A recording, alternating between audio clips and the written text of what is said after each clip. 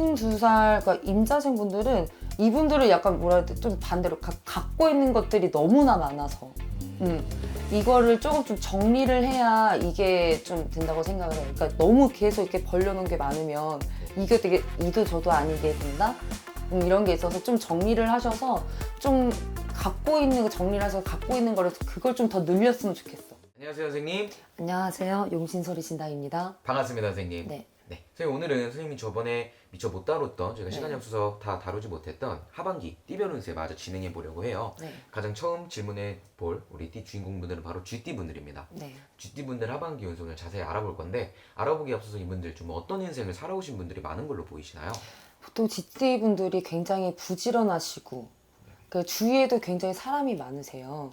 그러니까 이분들이 친화력도 좋고 언변도 뛰어나고 머리도 좋다 보니까 거의 이렇게 우두머리, 그러니까 리더십이 강하시죠, 이분들이. 그래서 따르는 사람들도 많고.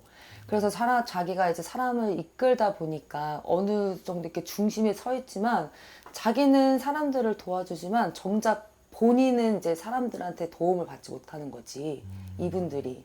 그러니까 앞길도 닦아주는 것 같은데 정작 내가 나서야 될 때는 내가 나서지 못해서 남들은 다 띄워주는데 정작 본인 걸 잘 챙기지 못하셨던 분들이 많은 것 같아.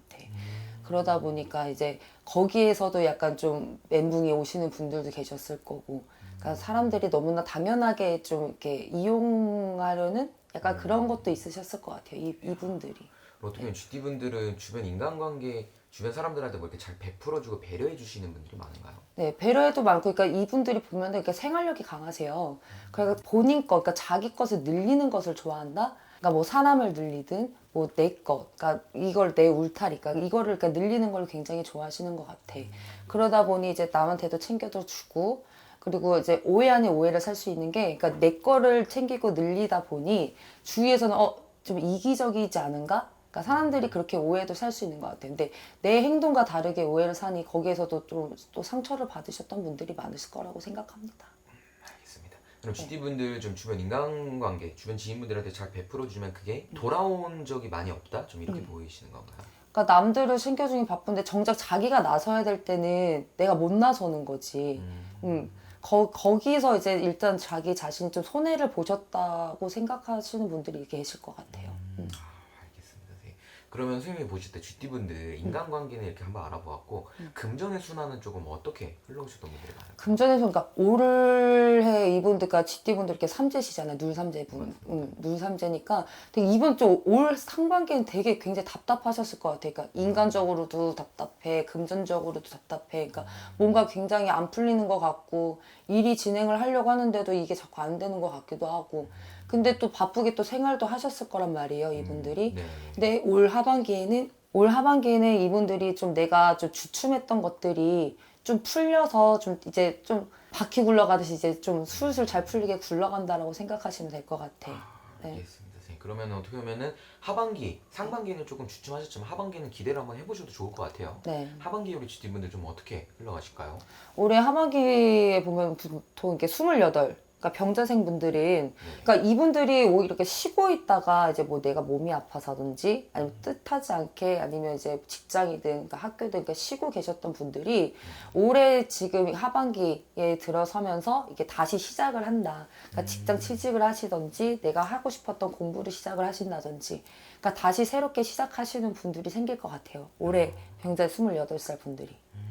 너무 좋네요. 네. 그러면 다음 우리 40살 우리 쥐띠 어, 분들은 40살 이분, 갑자생 분들은, 이분들은 좀 약간 늘릴 수 있는, 그러니까 사업 확장을 한다던가, 아니면 그러니까 나의 재산을 늘린다? 그러니까 늘릴 수 있는 이게 생기는 것 같아요. 올해 하반기, 이분들이. 오히려 좀, 40살 갑자생 분들은 좀 좋다고 생각해요.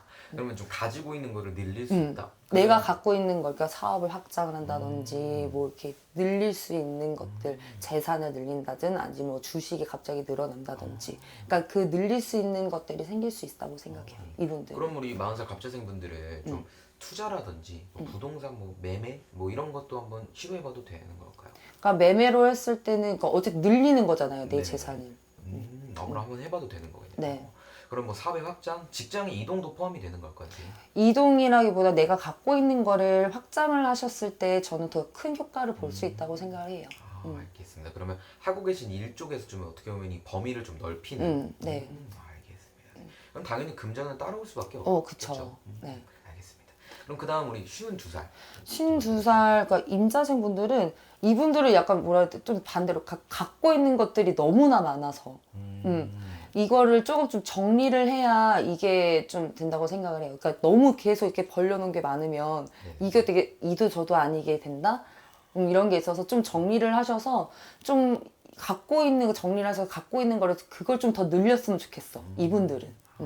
오히려 좀 정리를 해서 이제 좀 몇 가지만 이렇게 추려서 그거를 좀 늘려서 해보시는 게 어떨까 생각합니다. 그러니까 너무 많은 거에 이렇게 손대는 것보단 집중적으로 할 수 있는 네. 몇 개만 이렇게 하셔서 알겠습니다. 그러면 우리 52살 GD분들 같은 경우에는 하반기에 금전의 흐름은 그럼 당연히 이렇게 추렸을 때는 좋아지는 걸로. 이게 늘렸을 때는 오히려 더 손해가 되는데 이분들이 그러니까 집중적으로 내가 케어할 수 있는 부분을 약간 좀 몇 가지를 두시고 하신다면은 거기에서는 큰 이익을 보실 것 같아요. 임자생분들. 그리고 우리 52세 우리 GD분들 이 나이면은 어떻게 보면 가정을 가지고 계신 분들도 있으시잖아요. 네. 가정을 가지고 계신 분들 같은 경우는 가정 내에서의 좀 운기라든지 좀 이런 건 어떻게 보이시나요?